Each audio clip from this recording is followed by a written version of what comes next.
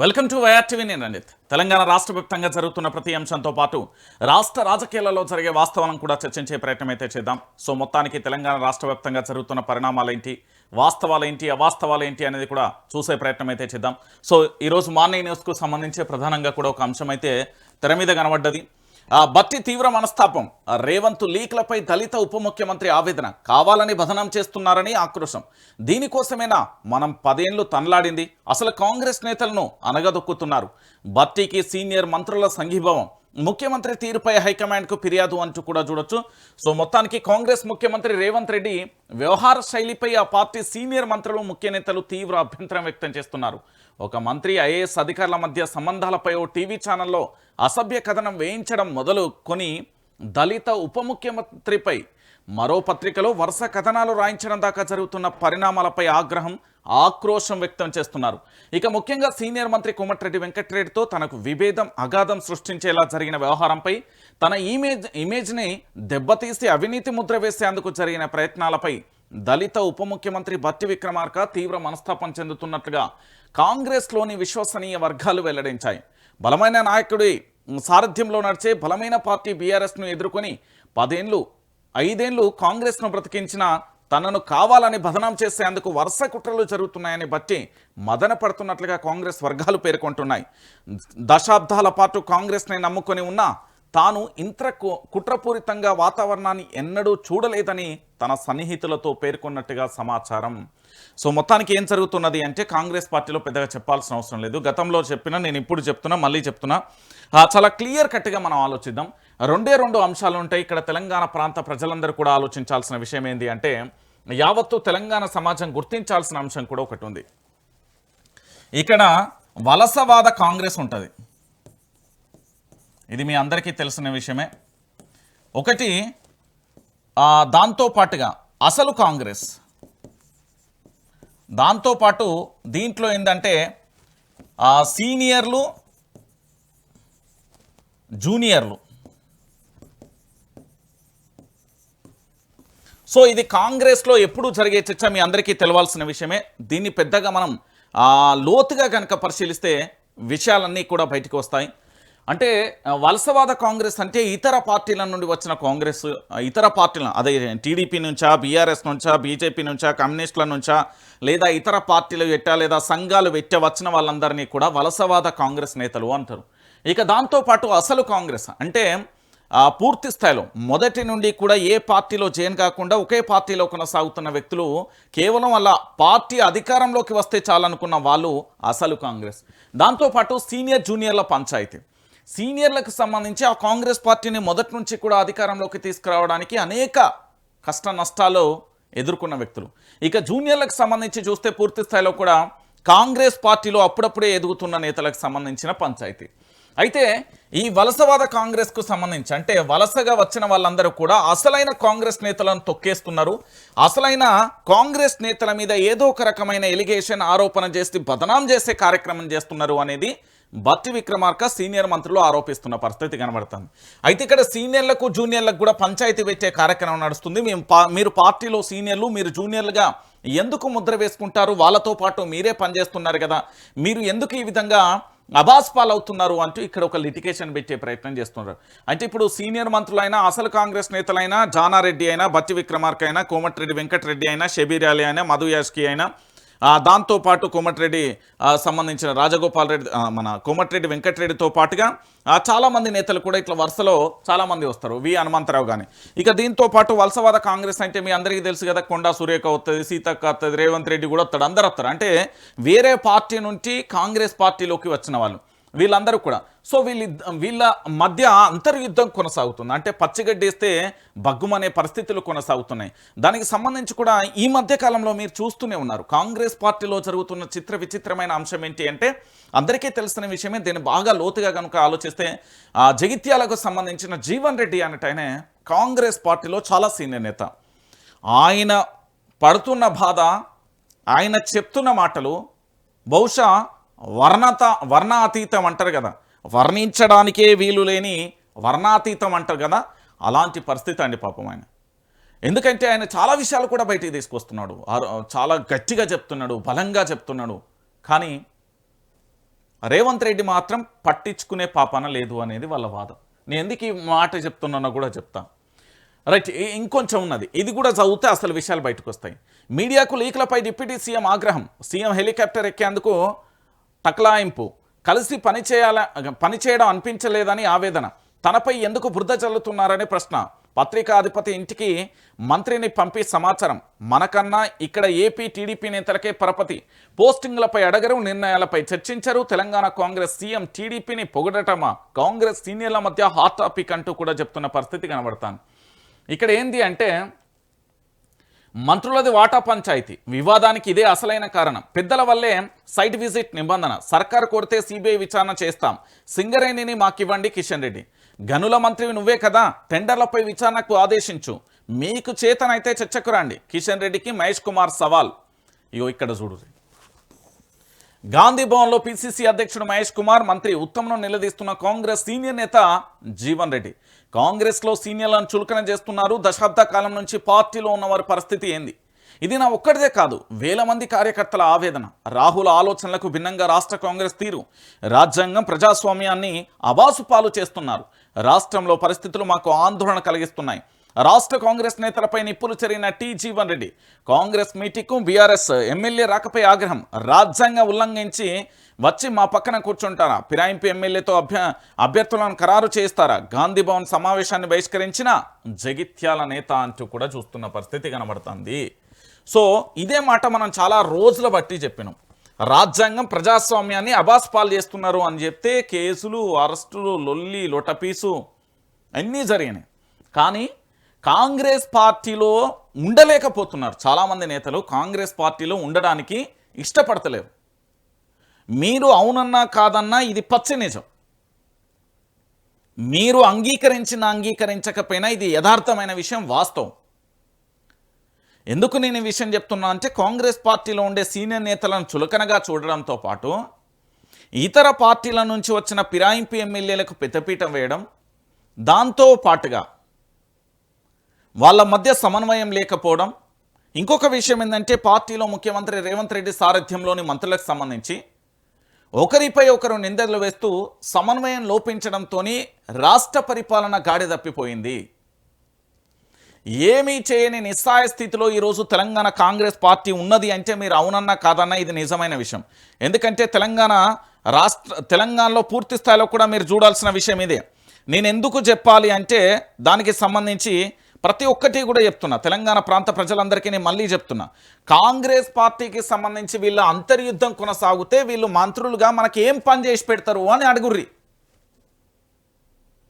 ఇప్పుడు వీళ్ళ కాంగ్రెస్ పార్టీలనే మంత్రి ఏంది నువ్వా నేనా అన్నట్టుగా పంచాయతీ కొనసాగుతుంది. ఏంది ముఖ్యమంత్రి వర్సెస్ బట్టి విక్రమార్క గారు, ఇక్కడ దళిత ఉప ముఖ్యమంత్రి, ఇక్కడ రెడ్డి ముఖ్యమంత్రి, వీళ్ళిద్దరి మధ్యలో అంతర్యుద్ధం కొనసాగుతుంది. దానికి సంబంధించి వాళ్ళ మధ్యనే సమన్వయం లేకపోతే వాళ్ళు శాఖలను ఏం సమన్వయం చేసుకుంటారు, వాళ్ళు పరిపాలన ఏం చేస్తారు, వాళ్ళకు పరిపాలన ఎట్లా వస్తుంది, వాళ్ళు ఏం చేయగలుగుతారు అనేది తెలంగాణ ప్రాంత ప్రజలు అడగాలి. నేను మళ్ళీ చెప్తున్నా, ఈ తెలంగాణలో ఉండే ప్రతి ఒక్కరూ కూడా ఆలోచించండి. నేను ఎందుకు ఈ విషయాన్ని చెప్తున్నానంటే అయ్యా తెలంగాణ ప్రాంత ప్రజలారా, నేను మళ్ళీ చెప్పే విషయం ఒకటే. ఇప్పుడు ముఖ్యమంత్రికి బట్టి విక్రమార్క పడతలేదు, కోమటిరెడ్డి వెంకటరెడ్డిని అబాస్పాలు చేసిరు, ఇప్పుడు బట్టి విక్రమార్కను అబాస్పాలు చేస్తున్నారు, జీవన్ రెడ్డిని పట్టించుకుంటలేరు, పొంగులేటి పని అదే అయిపోయింది. దాంతోపాటు గతంలో కొండ సురేఖ వ్యాఖ్యలు వివాదాస్పదంగా మారిపోయినాయి. సీతక్క, కొండ సురేఖ, పొంగులేటి మధ్య పచ్చిగడ్డి అయితే బగ్గు అనే పరిస్థితులు ఉన్నాయి, తెర మీద మాత్రమే మంచిగా కనబడుతున్నా. ఇవన్నీ మీరు చూసారు కదా. మరి వీళ్ళ మధ్యలో సమన్వయ లోపం వస్తే రాష్ట్ర ప్రజలకు ఏం పరిపాలన చేస్తారు, వీళ్ళు ఏం పరిపాలన చేయగలుగుతారు, వీళ్ళ వల్ల ఏం పరిపాలన సాధ్యమవుతుంది? మీరందరూ ఆలోచించాలి. వీళ్ళు ఏంది కొట్టుక సస్తా ఉంటే మనకేం పరిపాలన చేస్తారు? 6 గ్యారెంటీలు, 13 అంశాలు, 420 హామీలు, ఏం చేయగలుగుతారు వీళ్ళు? ప్రజా సమస్యల మీద వీళ్ళకు ఏం వినతి పత్రాలు ఇవ్వాలి? ఒకసారి ఆలోచించండి తెలంగాణ ప్రాంత ప్రజలారా, ఆలోచించండి. ఇక చూడు రీడా, బొగ్గు కుంభకోణంపై బగ్గుమన్న సింగరేణి టెండర్లో సైట్ విజిట్ సర్టిఫికేట్ విధానాన్ని రద్దు చేయాలని పెద్దపల్లి జిల్లా సంబంధించి RG2 GM కార్యాలయం ఎదుట ధర్నా చేస్తున్న TBGKS అధ్యక్షులు మిర్యాల రాజిరెడ్డి సింగరేణి కార్మికులు నాయకులు అంటూ కూడా చూడొచ్చు. సైడ్ విజిట్ నిబంధన ఎందుకు పెట్టారు? సింగరేణి టెండర్ల కోసం ప్రత్యేక కమిటీని వేస్తాం, 1000 కోట్ల బకాయిలుంటే సంస్థ ఎలా నడుస్తుంది, నిలదీసిన కేంద్ర ప్రభుత్వ నామినేటెడ్ డైరెక్టర్లు. హాట్ టాపిక్గా సింగరేణి బోర్డు సమావేశం. ఇక చూడరు, ఈ సర్టిఫికేట్ నిబంధన ఏందో, ఈ లొట్టపీస్ నిబంధన ఏందో, వాళ్ళు పూర్తి స్థాయిలో ఏంది అంటే ఆ టెండర్ను దక్కించుకోవడానికి వడపోత కార్యక్రమం అంటారు కదా, ఆ వడపోత కార్యక్రమానికి సంబంధించిన ఎపిసోడే ఇది. అంతే, ఏం లేదు. ఇలా మీరు వెనక నుండి ముందు దవినా, ముందు నుండి వెనక దవినా సింగరేణిలో జరిగే పంచాయతీ గదే. మీరు అవునన్నా కాదన్నా అది నిజం. మచ్చలేని బట్టిపై పిచ్చి రాతలు, ఆంధ్రజ్యోతి రాతలు పచ్చి అబద్ధాలు. ఆంధ్రజ్యోతి ఏబిఎన్ కథనాలు పత్రికా వ్యవస్థ దుర్వినియోగానికి పరాకాష్ట. ఏబిఎన్ రాధాకృష్ణపై ఎస్సీ అట్రాసిటీ కేసు నమోదు చేసి వెంటనే అరెస్ట్ చేయాలి, లేదంటే రాష్ట్ర వ్యాప్తంగా ఆందోళన చేస్తాం. సింగరేణి ఎస్టీ ఉద్యోగుల సంఘాల ధ్వజం. అదే మాలాంటి సోషల్ మీడియా జర్నలిస్టులు, యూట్యూబ్ జర్నలిస్టులు, ఇంకేం జర్నలిస్టులు అంటారో ఇక మీ ఇష్టం. మేము కూడా వర్కింగ్ జర్నలిస్టే, ఇంతకుముందు శాటిలైట్ సంస్థలలో పనిచేసిన వాళ్ళమే. అదే మేము కనుక ఇప్పుడు రాతలు రాసి మేము కనుక ఏమైనా చేసి ఉంటే ఈ పాటికి ఎస్ఓచి పోలీసులని, సిసిఎస్ పోలీసులని, ఇంకో పోలీసులని, ఆ పోలీసులని, ఈ పోలీసులని మొత్తం వచ్చి నోటీసులు ఎత్తుకపోయే తతంగా ఉండు. మరి ఏబిఎన్ రాధాకృష్ణ జోలి పోవడానికి ఎందుకు అంత డైపర్లు దాడుస్తున్నాయి? ఆయన మీద ఎందుకు కేసులు నమోదు చేస్తలేరు? ఆయనను ఎందుకు అరెస్టు చేస్తలేరు? గతంలో ఆయన టీవీ ఛానల్లోనే కదా వచ్చింది, మంత్రులను ఇంటికి కొందరు అధికారులను ఇంటికి పిలిపించుకుంటున్నారు అని ఓ వీడియో ట్రోల్ అయింది కదా. దాని సంగతి ఏంది? నిన్నటికి నిన్న బట్టి విక్రమార్క గురించి రాసింది కదా, మరి ఆయన మీద ఎందుకు అరెస్టు జరగదు? ఆయన జోలికి పోవడానికి ఎందుకు డైపర్లు దడుస్తున్నాయి? దాని గురించే సమాధానం లేదు ఈ తెలంగాణ. వీళ్ళే కొట్టుక సత్త ఇక తెలంగాణ రాష్ట్రానికి వీళ్ళేం పరిపాలన చేస్తారు? లొట్టపీస్ పరిపాలన. వీళ్ళ వల్ల ఏమవుతుంది అన్న? వీళ్ళు ఏం చేస్తారు? వీళ్ళ వల్ల ఏమవుతుంది? మనకేం చేయగలుగుతారు వీళ్ళు? అంతకు మించి ఏం లేదు కదా, వాళ్ళు చేసేది ఏమున్నది? ఇంకొక అంశం చూడరు, చిన్నప్పుడు ఆడుకుంటాం దాగుడు మూతలు దండా కోచ్. ఇక్కడ కూడా అవుతుంది దాగుడు మూతల దండా కోర్. ఓష్ దావోస్ అసలు విషయం తుస్ ఏంది అనేది ఇక్కడ చూడరు. హైదరాబాద్కు చెందిన గ్రీన్ కో కంపెనీ ప్రతినిధులతో దావోస్లో సమావేశమైన మంత్రి పొంగులేటి శ్రీనివాసరెడ్డి, శ్రీధర్ బాబు. ఇదే సమావేశంలో BJP Andhra MP CM Ramesh, వాచ్ల స్మగ్లింగ్, భూ కబ్జా కేసు ఎదుర్కొంటున్న రాఘవ కన్స్ట్రక్షన్ కంపెనీ ప్రతినిధి మంత్రి పొంగులేటి కుమారుడు హర్ష. ఇక చూడరు, ఇది గాంధీ భవన్లో కూడా పెట్టొచ్చు, సెక్రటరియట్లో కూడా పెట్టొచ్చు, ఇంకెక్కడైనా పెట్టొచ్చు. తెలంగాణలో ఏమో వాళ్ళ జూబ్లీహిల్స్ ప్యాలెస్లో కూడా పెట్టొచ్చు, ప్రజాభవన్, ప్రగతి భవన్లో కూడా పెట్టొచ్చు, వైఆర్టీవీలో కూడా పెట్టొచ్చు ఈ సమావేశం. అక్కడ దాకా ఓడేందుకు? దావోస్ దాకా నేనే ఇస్తా ఎవరు, అక్కడ దాకా ఓడు, అక్కడ దాకా ఎందుకు సమావేశం? మన సీఎంల తీరు చూసి ప్రపంచం నవ్వుకుంటున్నది. జర్నలిస్ట్ సుచేత దలాల్. ఇక్కడ ఒప్పందాలు చేసుకుంటే పెన్ను రాయదా? రచయిత సుహేల్ విసిరులు. మన ప్రధాని మోదీ సీఎంలను అడ్డుకోరా? రచయిత తన్లీవ్ ఆగ్రహం అంటూ కూడా చూస్తున్న పరిస్థితి కనబడుతుంది. అసలు ఏం జరుగుతున్నది అంటే ఇక్కడలే పోయి అక్కడ ఊకొని ముచ్చట పెట్టి ఇక ఒప్పందాలు చేసుకుంటారు. దీనికి దావోస్ అనే పేరు. ఆ విమానం ఖర్చులు బొక్క. ఇంకా చూడు ఏం జరుగుతుందో. సీఎం రేవంత్ రెడ్డి ఆయన మంత్రులు హైదరాబాద్లోని జూబ్లీహిల్స్లో ఉంటారు. గ్రీన్ కో అనే కంపెనీ ప్రధాన కార్యాలయం కూడా జూబ్లీహిల్స్కు కూతవేటు దూరంలోనే ఉంది. అది ఎక్కడ ఉన్నదంటే మాదాపూర్లో ఉన్నది. ఆ గ్రీన్ కో కంపెనీ వివరాలు ఏంది, అలా కథ ఏంది, అలా లక్షణం ఏంది మస్తున్నది నా దగ్గర. నేను చెప్తా, దాని సమయం సందర్భం రాని అన్నీ దిద్దాం.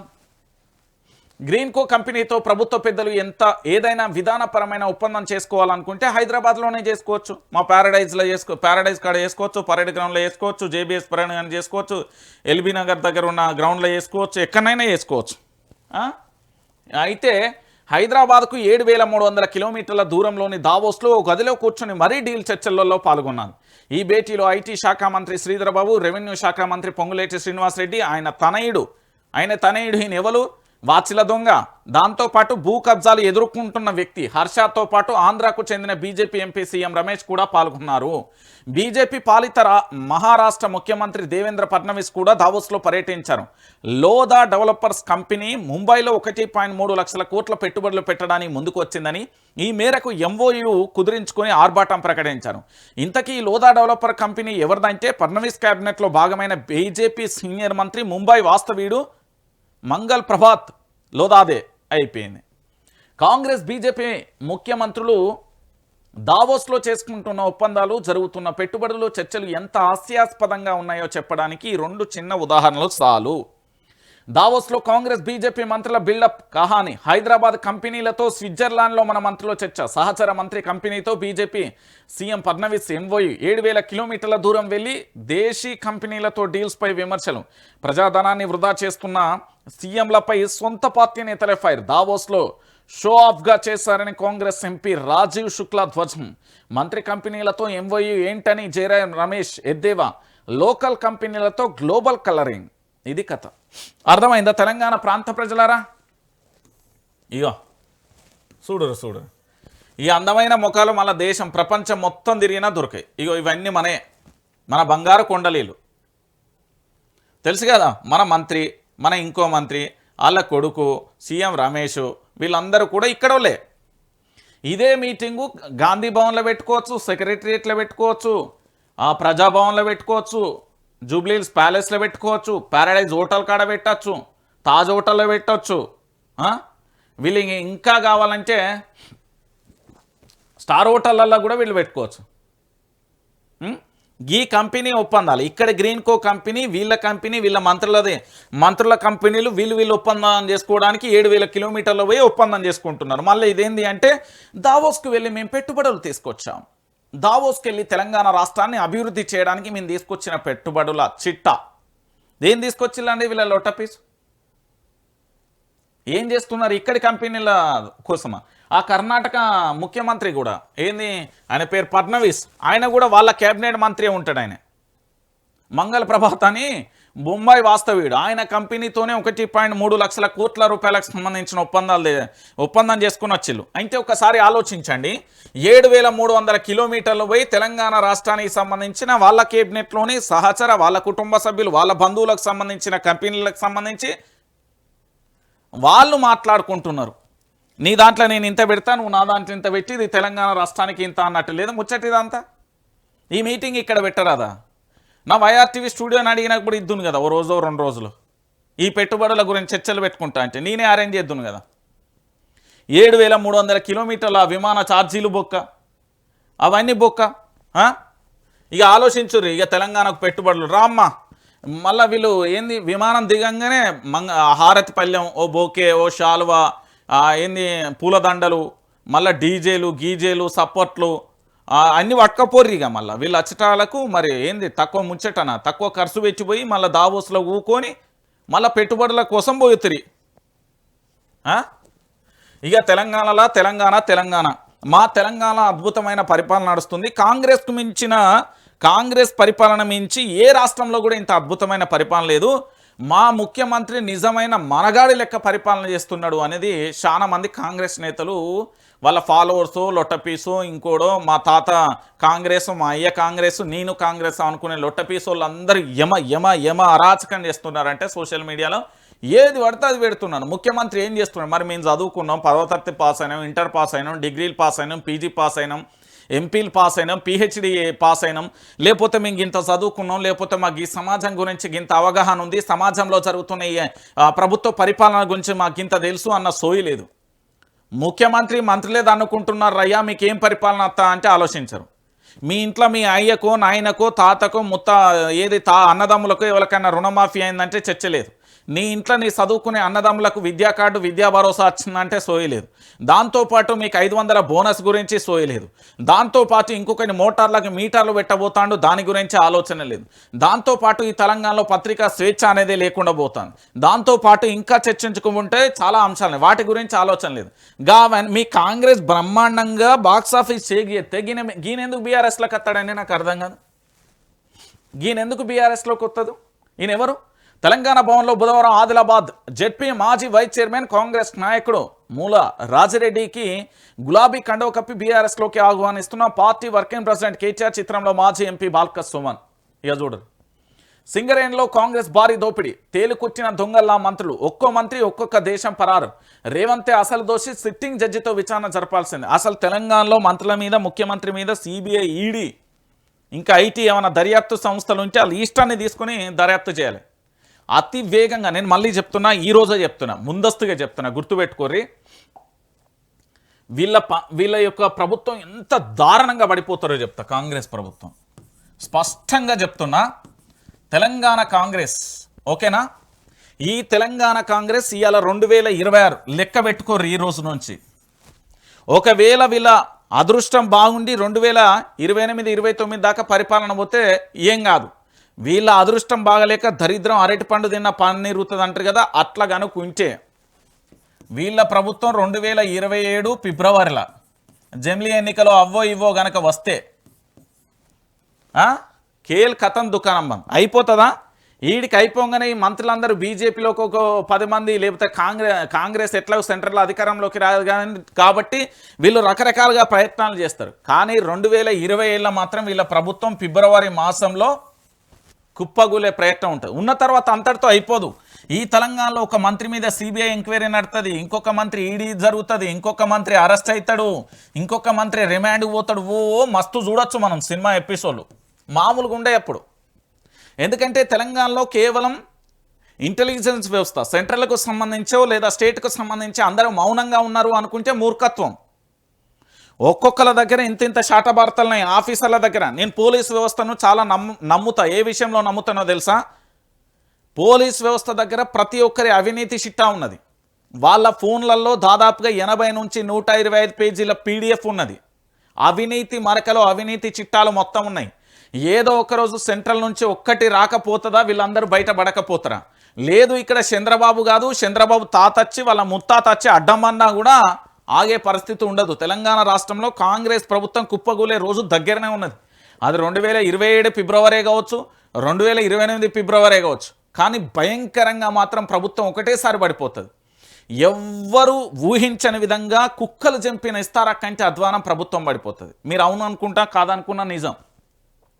ఏంది మీరు ఒక్కొక్కరిది ఓలది భూ కుంభకోణం, ఓలది టెండర్ల కుంభకోణం, ఓలది బొగ్గు కుంభకోణం, ఒకరు బూడిది కుంభకోణం, ఒకరు ఇసుక కుంభకోణం, ఒకరు కాంట్రాక్ట్ల కుంభకోణం, ఒకరు బెదిరింపుల కుంభకోణం, ఒకరు మర్డర్ల మస్తున్నాయి. ఇట్లా చెప్పుకుంటూ పోస్తే ఇవన్నీ అతి త్వరలోనే కూడా బయటపడబోతున్నాయి. భయంకరమైన నిజాలు చూడబోతున్నారు. మీరు ఊహించని స్థాయిలో ప్రభుత్వం పడిపోతుంది. గంతే, ఇంకా ముచ్చట ఏం లేదు. మీరు అనుకుంటారు తెలంగాణకు సంబంధించి పూర్తి స్థాయిలో ఇక్కడ ఏంది అంటే చాలా వరకు ఆయన నోరు తెరిచి సమాధానం చెప్పాలి. కాంగ్రెస్ బీజేపీ రెండు ఢిల్లీ పార్టీలే, సంచులు మోసేదొకరు, చెప్పులు మోసేదొకరు. ఢిల్లీకి మూటలు మోసినోళ్ళు మనకద్దు. కాంగ్రెస్కు ఓటు వేస్తే మన జిల్లాలు ఎత్తివేత. BRS working president KTR fire. ఇక బీఆర్ఎస్లో చేరిన ఆదిలాబాద్ జెడ్పీ మాజీ వైస్ చైర్మన్ కాంగ్రెస్ నేత మూల రాజిరెడ్డి దాదాపుగా 100 కార్లతో ర్యాలీ తీసి బీఆర్ఎస్లో చేరిండు. నేను మళ్ళా చెప్తున్నా, జరగబోయే విపత్తు చాలా భయంకరంగా ఉంటుంది. కాంగ్రెస్ పార్టీ ముఖ్యమంత్రి రేవంత్ రెడ్డిని కాపాడాలని పొరుగుదండాలు పెట్టినా, అడ్డంబండి తిరిగినా, లేకపోతే ఇంకేం చేసినా కాదు. ప్రభుత్వం ఏ రోజు ఎప్పుడు ఎట్లా పడిపోతుందో కూడా వాళ్ళకు కూడా అంతు చిక్కది. కానీ స్పష్టత మాత్రం నాకున్నది, అది ఏ రోజు ఏ టైంలో ఎట్లా పోతుందో. ఎందుకంటే అది ఏం లేదు, తక్కువ చాలా దగ్గరలో ఉన్నది కాంగ్రెస్ ప్రభుత్వం కథం కావడానికి. ఎక్కువ రోజులు ఏం లేదు, మీరు ఎక్కువ ఆలోచించాల్సిన అవసరం కూడా లేదు. ఇక చూడరు, ఇదే మీ రాజ్యం, దొంగల రాజ్యం, దోపిడీ రాజ్యం అని మనం తెలంగాణ ఉద్యమంలో మాటలు మాట్లాడుకుంటే, మరి ఇదే మీ రాజ్యం ఇక్కడ ప్రజాస్వామ్యం ఉందా లేదా, రాజ్యాంగం ఉందా లేదా? ఒక వ్యక్తిని పట్టుకొని కిడ్నాప్ చేసి, దాడి చేసి, భయంకరంగా గుచ్చి, మొత్తం ఒంటి నిండా గాయాలతోని ఈయన వస్తే బీఆర్ఎస్ కార్యకర్తపై కాంగ్రెస్ గూండాల దాడి. సర్పంచ్ ఎన్నికలలో మద్దతు ఇవ్వనందుకే కిడ్నాప్ చేసి దాడికి దిగిన హస్తం నేతలు. భయంతో పోలీస్ స్టేషన్ మెట్లెక్తే కనీసం ఫిర్యాదు కూడా తీసుకొని ఎస్ఐ అర్జెంటుగా ఈయనను సస్పెండ్ చేయాలి. ఏం చెప్తారు మా మంత్రి, హోంమంత్రి ఎక్కడ ఉన్నాడు? రేవంత్ రెడ్డి గారు, ఇది మీ కిందకే వస్తుంది. బదులిస్తారా? సమాధానం చెప్తారా? ఈ ఎస్ఐ ఎందుకు ఫిర్యాదు తీసుకెళ్లేదో, ఇక్కడ భారత రాజ్యాంగం ఉందా, లేకపోతే ఆయన భారత రాజ్యాంగం చదివచ్చిండా, లేకపోతే ఎట్లా వచ్చిండో ఆయన సంగతి ఏందో చూడురి. మరి మీరే ఊహించారు. అయ్యా సజ్జనార్ గారు, సవాళ్ళు విసురుడు కాదు. నిన్న దొంతు రమేష్ వేసిండు వీడియో, దానికి సమాధానం చెప్పురి సజ్జనార్ గారు.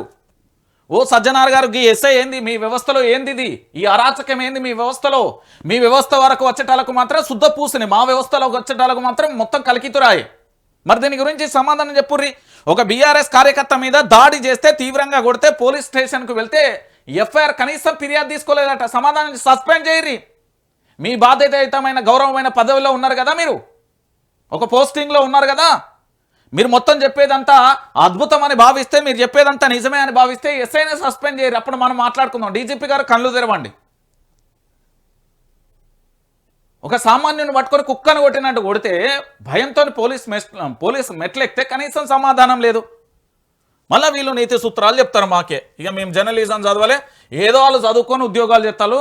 మాకు చదువుకున్నా కూడా ఉద్యోగాలు ఇవ్వకపోతే ఉద్యోగాలు రాలే. గంతే తేడా. మీకు మాకు పెద్ద తేడా ఏం లేదు. అందరు చదువుకున్న వాళ్ళే. మీకంటే ఎక్కువ చదువుకున్న వాళ్ళు ఉన్నారు, మీకంటే ఎక్కువ తెలివి ఉన్న వాళ్ళు ఉన్నారు. దిమాక్లో మస్తున్నది. చదువుకున్నోడు క్రైమ్ చేస్తే ఆయన ఇంటికి కూడా దొరకడు. ఐబొమ్మ రవే ఆయన చదువుకున్నాడో చదువుకోలేదు కాదు, మేము ముక్కుతూ 3 చెర్ల నీళ్ళు ఆగియలే. ఆయన ఏదో ఒక మెసేజ్తో వాళ్ళ భార్య ఏదో విడాకులు లొట్టపీస్ అని చెప్పి దొరికింది. కానీ అలాంటి వాళ్ళు చాలా మంది ఉన్నారు ఈ తెలంగాణలో. ఇగో మన శుద్ధిని శుద్ధపూస అధికారులు చూడుర్రి. ఇక గిదని చెప్పుర్రి. ఈసారి ఎంత ముచ్చట చెప్పిండంటే, ఎంత అద్భుతమైన అదేంది శ్రీకృష్ణ లెక్క అదేంది ఉగ్గుపాలు అదేంది నెయ్యి తేని తినుకుంటా అద్భుతంగా మాటలు చెప్పిండి. ఇలా దొరికిండు. ఈయన ఏంది మైక్ పట్టుకొని చెప్పి 48 గంటలు 72 గంటలు అవుతుంది ఈయన నీతి సూత్రాలు వల్లించి.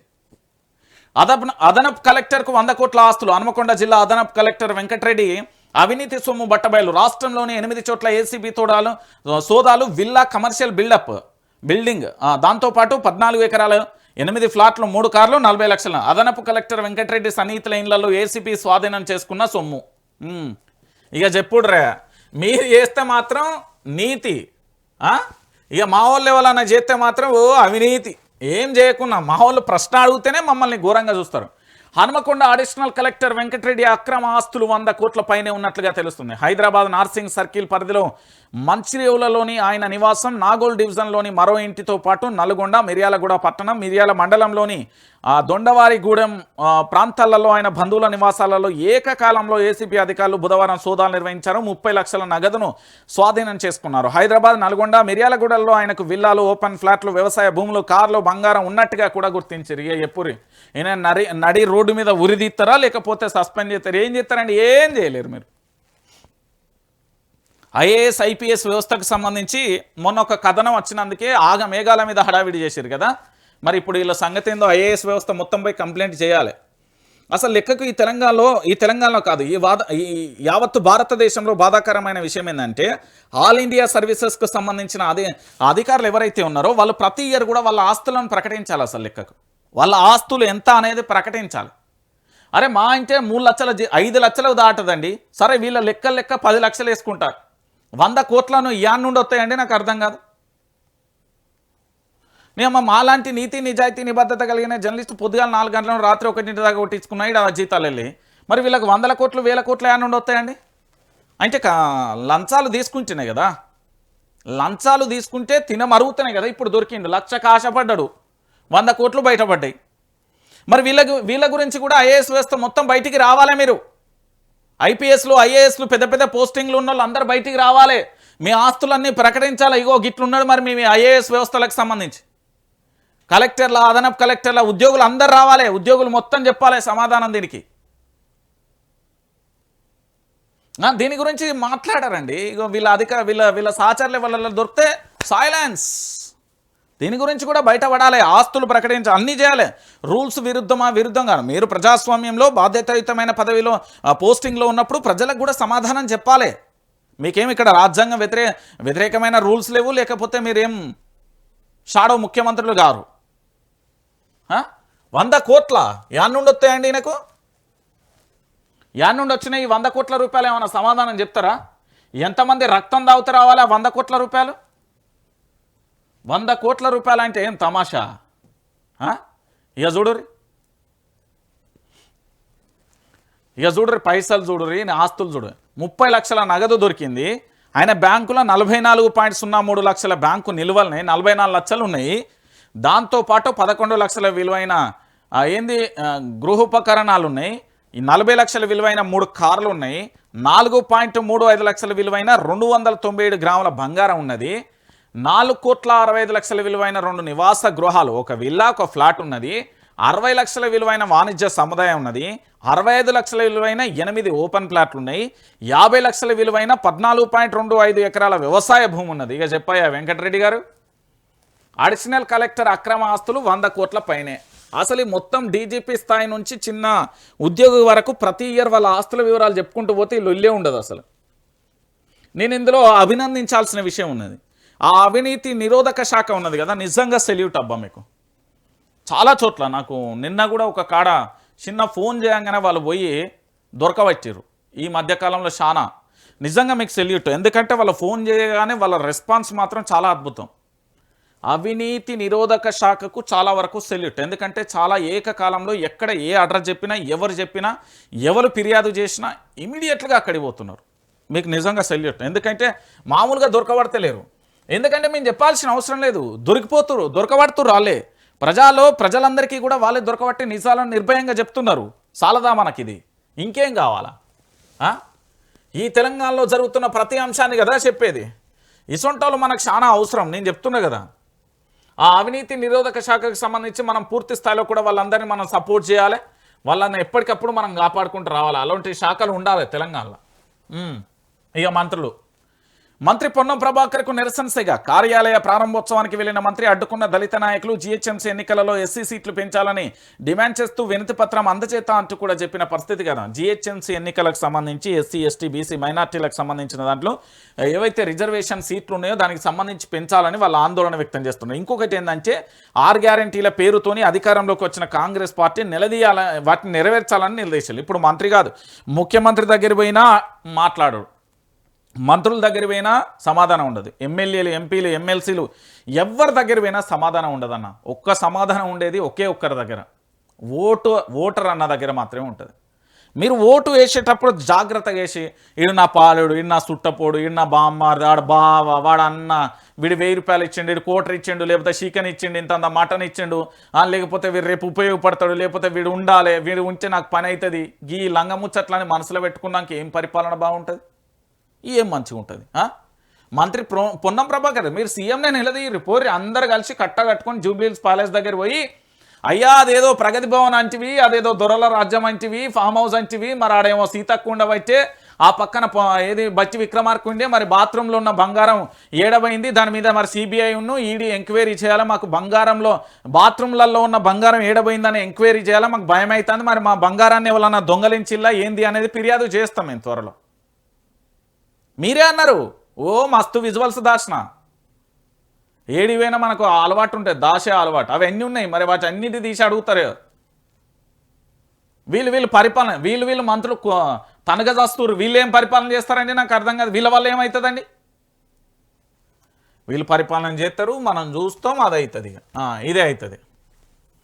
రైట్. ఇక మరో అంశం, ఫోన్ ట్యాంపరింగ్ విచారణ పేరు గుంపు మేస్త్రి గుంటన ఇక డ్రామా. విచారణ పేరుతో జరుగుతున్న ఈ విచారణతో న్యాయం జరుగుతుందన్న నమ్మకం నాకు లేదు. మున్సిపల్ ఎన్నికలలో బీసీలకు 42% కల్పించకుండా దృష్టి మళ్లించే కుట్ర. ఈ ఎన్నికలలో మేము పోటీ చేయం. బీసీ, ఎస్సీ, ఎస్టీ, మైనార్టీ మహిళలలో ఎవరైనా సంప్రదిస్తే మద్దతు ఇస్తాం. సికింద్రాబాద్ జిల్లా కోసం కేటీఆర్ ఉద్యమిస్తామనడం విచిత్రం అంటూ కూడా చూడొచ్చు. సో మొత్తానికి కేసీఆర్ వయా సంతోష్కు నోటీసులు రెడీ. కవితకు నోటీసులు రెడీ. సంతోష్ విచారణకు సిట్ సన్నద్ధం. రాధాకృష్ణ రావు వాంగ్మూలంలో పెద్ద ఆయన పేరు, ఆయన ఇంటి నుంచే ఫోన్ నెంబర్ల స్లిప్పులు, శరవేగంగా విచారణ అంటూ కూడా చెప్తున్న పరిస్థితి కనబడుతుంది. సో మొత్తానికి ఇక్కడ జరిగే విషయం ఏంటి అంటే, ఇప్పుడు రాజకీయంగా వేడి ఆరోపణలు చేసిండు హరీష్ రావు, రేపు పొద్దుగాల కేటీఆర్ చేస్తాడు, ఎల్లుండి కవిత చేస్తాడు, అవతల ఎల్లుండి కేసీఆర్ చేస్తాడు, అవతల ఎల్లుండి కిషన్ రెడ్డి చేస్తాడు, బండి సంజయ్ చేస్తాడు, లేదా ఇంకెవరైనా ఆరోపణలు చేస్తే ఆ టైంలో పూర్తి స్థాయిలో వాళ్ళని ఏంటంటే గప్చుప్ చేయాలి, టాపిక్ డైవర్షన్ చేయాలంటే ఏదో ఒక వినతి పత్రం, ఏదో ఒక నోటీస్ ఇవ్వాలి, నోటీస్ని విచారణ పేరుతో పిలిచేసి నానా హడావిడి చేయాలి. గంతే ఏముంటుంది అలా. ఇప్పుడు మొన్న హరీష్ రావుకు సంబంధించి ఫోన్ ట్యాంపరింగ్ విచారణ జరిగింది. ఏం జరిగింది? సిట్ విచారణలో 3 అధికారులు కూకున్నారట, హరీష్ రావు కూకున్నారట, గంట క్వశ్చన్లు అడుగుడట, బయటికి పోరాట, 2 గంటలు ఫోన్లో మాట్లాడాట, మళ్ళీ వచ్చుడట. ఇక గింతే, అలా ఏం లేదు. అదే హరీష్ రావు ప్రెస్ ముంగట చెప్పిన ముచ్చట కదా, నేను చెప్పే ముచ్చట కదా, అదే హరీష్ రావు చెప్పిన విషయం. నేను ఒక్కనే కాదు, తెలంగాణలో అందరూ విన్నారు కదా, ఎవరైనా గంతే. ఇప్పుడు ఎమ్మెల్సీ కవితకు సంబంధించి ఒక నిశ్శబ్ద విప్లవం తెలంగాణ తీసుకురాబోతుంది. రానున్న రోజులలో బలమైన పార్టీ రాబోతుంది. దాదాపుగా 56 కమిటీలతోనే అధ్యయనం జరుగుతుంది. ప్రజా సమస్యల మీద ప్రజాక్షేత్రంలో ఉధృతమైన పోరాటం జరుగుతుంది. ఒక ఆడపిల్ల పోరాటం చేస్తే ఎట్లుంటుందో, ఆడబిడ్డ పోరాటం చేస్తే ఎట్లుంటుందో చూడబోతున్నాం. ఇంకొక విషయం ఏంటంటే స్టేట్మెంట్లు అన్నీ కూడా చాలా బలంగా ఉంటున్నాయి. గతానికి సంబంధించిన బీఆర్ఎస్ పార్టీ మీద కానీ, ఇప్పుడున్న కాంగ్రెస్ కానీ, రేపు పొద్దుగాల వచ్చే పార్టీ ఏదైనా కానీ విమర్శన అస్త్రాలు అనేది శరవేగంగా చాలా క్లారిటీగా కూడా బలంగా ప్రజల్లోకి వెళ్తున్న పరిస్థితి కనబడుతుంది. ఈ ఫోన్ ట్యాంపరింగ్ అనేది ఒక డ్రామాగా మారిపోతుంది. ఎందుకంటే ముఖ్యమంత్రి పూర్తి స్థాయిలో కూడా ఆయన ఎట్లా వ్యవహరిస్తున్నాడు అనేది తెలంగాణ ప్రాంత ప్రజలందరూ కూడా చూస్తున్నారు అనే ఆ కోణంలో కవిత చెప్పింది. కవితకు సంబంధం ఏం లేదు. ఇప్పుడు అల్టిమేట్గా ఉన్నది కేసీఆర్కు సంబంధించి హరీష్ రావు, కవితను, లేకపోతే కేటీఆర్ వీళ్ళందరికీ సంబంధించి కట్టడి చేయాలి. కట్టడి చేయకపోతే రేవంత్ రెడ్డికి పూర్తి స్థాయిలో కూడా పరిపాలన సాధ్యం అయితే లేదు. ఆ పరిపాలన సాధ్యం చేయాలంటే ఏదో ఒకటి చేయాలి. ఏం చేయాలన్నా అర్థం కాని పరిస్థితులలో మన ముఖ్యమంత్రి ఉన్నాడు. సో దానికి సంబంధించిన ఎపిసోడ్లలో భాగంగా జరుగుతున్న పరిణామాలలో అంశం ఏంది అంటే పూర్తిగా కూడా జరుగుతున్న ఎపిసోడ్ ఇదే. సో కవితకు సంబంధించి కూడా అదే డైలాగ్ వేసింది. ఏమున్నది, గుంపు మేస్త్రి గుంటనక్క డ్రామా చేస్తున్నాడు అనేది అందరికీ తెలిసిపోయింది. దాంట్లో ఏమున్నది? నేను అందుకే చెప్తున్నా కదా, తెలంగాణ ప్రాంత ప్రజలారా వాస్తవాలను గ్రహించండి, అవాస్తవాలను గ్రహించకండి.